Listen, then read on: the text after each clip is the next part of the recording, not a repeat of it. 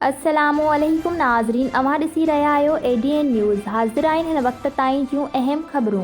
सिंध विरहाइण जी ॻाल्हि कंदड़नि जो बुरो हशर थींदो, सिंध जो वॾो वज़ीर। घोटकी बाईपास लॻ चौधरी एजाज़ पेट्रोलियम वटि ॼञ खणी वेंदड़ सखर खां ॾहरकी वेंदड़ हाई एस ऐं टेलर में टकर।